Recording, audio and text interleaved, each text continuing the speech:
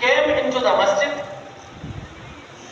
کہ X اور Y دو آئے تو بتایا اینڈ نے کہ X الگ ہے Y الگ ہے. ٹھیک ہے نا. اسی طریقے سے عربی میں واو استعمال کیا جاتا ہے. واو واو کیا بتاتا ہے کہ زید جاء زید و بکر کہ زید آیا اور بکر آیا. ٹھیک ہے نا. تو واو کا معنی ہے اور. تو یہاں پر اللہ تبارک و تعالیٰ فرما رہا ہے قد جاءکم من اللہ نور و کتاب مبین. تمہارے پاس نور آیا اور روشن کتاب آئی. اس کا معلوم یہ ہے کہ اللہ دو نور کا ذکر کر رہا ہے. ایک روشن کتاب کا ذکر کر رہا ہے اور ایک روشن کتاب کو لانے والے نور محمد مصطفیٰ کا ذکر کر رہا ہے. سبحان اللہ سبحان اللہ. تو میں یہاں آپ کو یہ بھی عجیب و غریب بات بتاؤں کہ دیگر کتب جو کہ ڈیوائن بکس ہے توریت زبور انجیل اور اس سے پہلے تقریباً 100 کے قریب کتب و صحائف بکلیٹس پبلیکیشنز اور اسکرپچرز اللہ تبارک و تعالیٰ مختلف نبیوں کی طرف بھیجتا رہا لیکن وہ ہر سوال کا جواب نہیں دیتے. اپنے متعلق بھی پوچھا جائے کہ صاحب توریت کس کی طرف نازل ہوئی تو جواب آ جائے گا موسیٰ علیہ السلام. یہ جواب یہ قرآن دیتا ہے. موسیٰ علیہ السلام کی طرف آئی کس زبان میں آئی جواب آئے گا ہیبرو. تو سوال یہ پیدا ہوتا ہے کیا جو بائبل جو 103 بکلیٹس کا کلیکشن ہے اولڈ اینڈ نیو ٹیسٹامنٹس کیا وہ اپنی اوریجنل لینگویج میں آج دنیا میں ایگزسٹ کرتے ہیں؟ تو ساؤنڈ از ویری لاؤڈ. نو اپنی اصل زبان میں موجود نہیں ہے. اصل لینگویج ان کی کیا تھی؟ ہیبرو جسے عبرانی زبان کہا جاتا ہے. کیا؟ عبرانی. لیکن کیا عبرانی زبان کے اندر بائبل آج دنیا میں موجود ہے؟ تو ویٹیکن سٹی میں جو دنیا کا قدیم ترین نسخہ موجود ہے وہ لیٹن یا لاطینی زبان میں ہے اور حضرت موسیٰ حضرت عیسیٰ حضرت داؤد کی زبان کیا تھی؟ عبرانی زبان. تو وہ تو اوریجنل لینگویج میں موجود نہیں ہے لہذا یہاں آ کر جواب نہیں ملتا. لیکن قرآن کی طرف آئیے. قرآن سے سوال کرتے ہیں قرآن کس کی کتاب ہے؟ جواب آتا ہے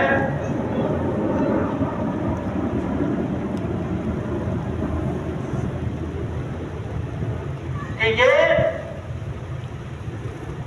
رب العالمین نے اسے نازل کیا. تنزیل الکتاب رب العالمین یہ وہ کتاب ہے جسے رب العالمین نے نازل کیا. تو یہ کتاب کس کی کتاب ہے؟ جواب کیا آیا؟ رب کی کتاب ہے. اچھا صاحب کون لے کر آیا؟ نزل بہ روح الامین. روح الامین لے کر آیا. جواب مل گیا. کس کی طرف آیا؟ یہ پبلش کہاں ہوا؟ یہ کہاں پر لا کر چھاپا اس کو؟ تو جواب آتا ہے علی قلبک کہ لانے والا جبرائیل امین بھیجنے والا رب العالمین اور جس سینے پر نازل ہوا اس سینے کو سینہ محمد مصطفیٰ کہا جاتا ہے. سبحان اللہ سبحان. سینہ مصطفیٰ سے نازل سینہ مصطفیٰ پر اس کا نزول ہوا اس کو پبلش کیا گیا. اچھا صاحب یہاں پر تو یہ پبلش ہوئی لیکن دنیا کے سامنے کہاں سے یہ دنیا کے سامنے کس طرح ریلیز کی گئی؟ سورس آف ریلیز کیا تھا؟ تو جواب آتا ہے کہ قرآن قلب مصطفیٰ پر نازل ہوا. انہ لقول رسول کریم. قرآن نازل تو قلب مصطفیٰ سے ہوا لیکن زمانے تک پہنچا ہے تو زبان محمد مصطفیٰ سے پہنچا ہے. سبحان اللہ. جواب آگے انہ لقول رسول کریم.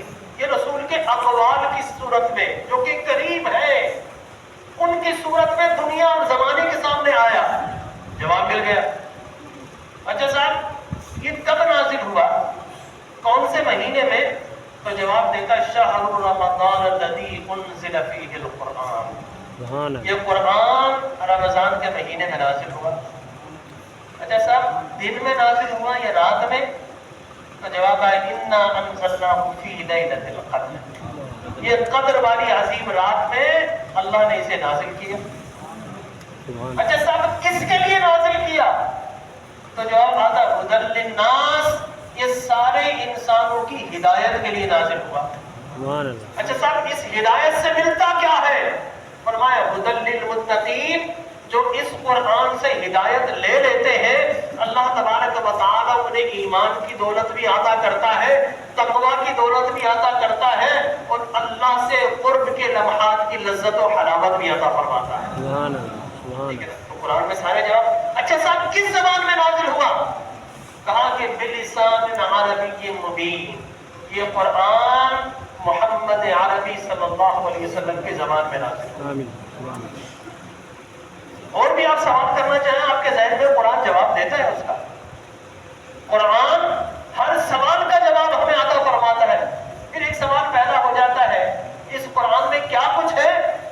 تو فرمایا ذالک تفسیر الکتاب لا ریب فیہ من رب العالمین، اس میں ہر عالمین کی جتنے بھی علوم ہیں ان کا تفصیلی جواب موجود ہے۔ اچھا کون سے عالمین؟ بلا غتم ولا یابس الا فی کتاب مبین، چاہے وہ خشکی کا علم ہو، چاہے وہ سمندروں کا علم ہو، چاہے وہ آسمانوں کا علم ہے، سارا علم اللہ نے اس قرآن میں بیان کر دیا۔ سبحان اللہ، وَنَزَّلْنَا عَلَيْكَ الْكِتَابَ تِبْيَانًا لِكُلِّ شَيْءٍ، ہر شے کا علم اللہ نے اس قرآن میں نازل کر دیا۔ میں نے قرآن ہی سے سوال کیا کہ قرآن میں تو ہر شے کا علم موجود ہے، لیکن جو پہلے نور کا ذکر کیا کیا ان کو بھی کچھ علم ملا ہے؟ تو فرمایا الرحمن علم القرآن، یہ دنیا کے کسی استاد سے پڑھ کر نہیں آیا، براہ راست رحمان نے سکھایا ہے، اور نبی مکرم سیکھ کر رحمان کی جانب سے دنیا میں آئے، سبحان اللہ، سبحان اللہ، اور پھر انہیں بیان کی طاقت بھی عطا فرمائی۔ اور کیسی طاقت؟ حضور اکرم تاجدار کائنات صلی اللہ علیہ وسلم جب وحی نازل ہوتی نا، وحی، ٹھیک ہے نا، تو ان کی کیفیت کیا ہوتی تھی؟ حضور پر جب وحی نازل ہوتی تھی تو حضور جلدی جلدی اسے یاد کرتے ہیں۔ تو اللہ تبارک و تعالیٰ فرماتا ہے ما انزلنا علیک القرآن لتشقی، اے طٰہٰ کے تاج والے تجھے مشقت میں پڑھنے کی کیا ضرورت ہے؟ لا تحرک بہ لسانک لتعجل بہ ان علینا جمعہ وقرآنہ فاذا قرأناه فاتبع قرآنہ ثم ان علینا بیانہ۔